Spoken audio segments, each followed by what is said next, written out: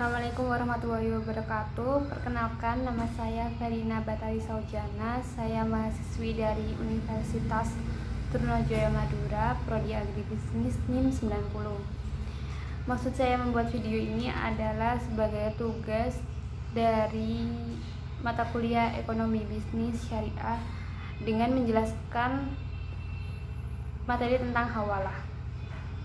Berikut videonya.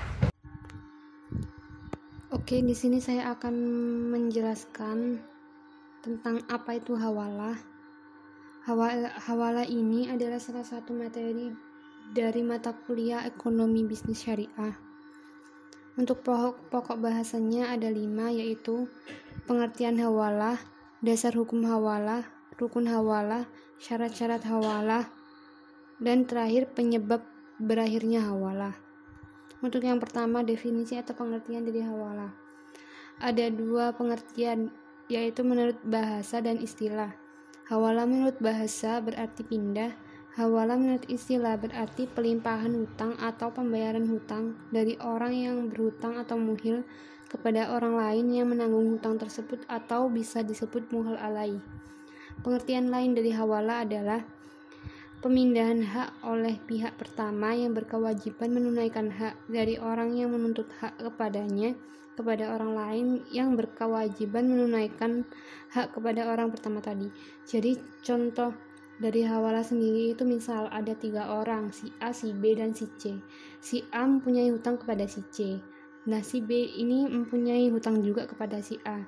Jadi ketika si A mau melunasi hutangnya kepada si B, si A bahkan pelunasan hutang tersebut kepada si B. Jadi si B wajib melunasi hutang si A kepada si C. Seperti itu. Yang kedua, dasar hukum. Hawalah hukumnya jaiz atau boleh. Menurut hadis riwayat Bukhari dan Muslim, jika salah seorang dari kamu sekalian dipindahkan hutangnya kepada orang kaya, maka ikutilah. Ada juga hadis dari riwayat Ahmad dan Baihaqi, apabila dilimpahkan penagihan salah seorang di antara kamu kepada orang yang mampu, maka terimalah pelimpahan itu. Dan ada juga menurut sabda Rasulullah SAW sebagai berikut, yang artinya, barang siapa memindahkan haknya kepada orang yang kaya atau mampu membayar hutang, hendaklah diterima pemindahan itu. Hadis riwayat Ahmad. Selanjutnya ada rukun hawalah. Menurut Imam Syafi'i menjelaskan bahwa rukun-rukun akad hawalah antara lain yaitu, yang pertama adanya muhil. Muhil itu orang yang berhutang. Yang kedua adanya muhal, yaitu pemberi pinjaman. Yang ketiga ada muhal alai, yaitu penerima hawalah. Yang keempat ada muhal bihi atau utang. Yang kelima adanya akad. Selanjutnya ada syarat hawalah. Syarat hawalah yaitu, yang pertama, para pelaku hawalah atau pemindahan hutang harus memiliki kecakapan hukum. Hal ini hanya dapat dimiliki oleh orang yang sudah balik atau berakal.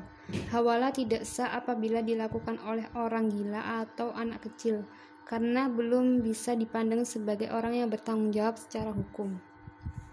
Kemudian yang kedua, peminjaman harus memberitahu pemberi pinjaman bahwa ia akan memindahkan hutangnya kepada pihak lain. Pemberitahuan pemindahan hutang ini sangat penting sehingga tidak menimbulkan kesalahpahaman. Yang ketiga, akad hawalah dapat dilakukan jika pihak penerima hawalah menyetujui keinginan peminjam. Hal ini karena hawalah mengandung arti kepemilikan, sehingga hawalah tidak sah jika mengandung unsur paksaan. Yang keempat, hawalah tidak disyariatkan adanya hutang dari penerima hawalah atau pemindahan hutang kepada pemindah hutang. Yang selanjutnya ada penyebab berakhirnya akad hawalah.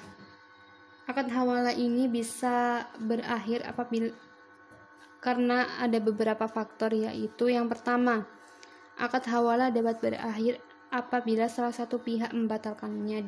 Jadi dari pihak muhal dan muhil itu ada yang membatalkan, itu bisa mengakhiri akad hawalah tersebut. Yang kedua, meninggal atau bangkrutnya pihak yang menanggung hutang atau membayar hutang jadi pihak yang berhutang ini misal meninggal itu atau bangkrut, itu bisa membatalkannya. Yang ketiga, apabila pihak yang berhutang telah membayar hutang tersebut kepada pihak yang bersangkutan, maka akad hawalah dianggap telah berakhir. Jadi jika yang berhutang sudah melunasi hutangnya, itu bisa mengakhiri akad hawalah. Yang keempat, apabila muhal menghibahkan atau menghapusbukukan kewajiban untuk membayar hutang kepada muhal alai, maka akad hawalah telah berakhir. Jadi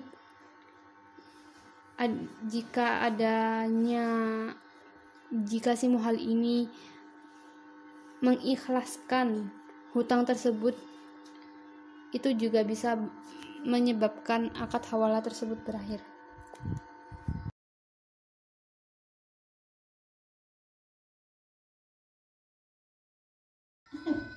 Demikian yang bisa saya sampaikan.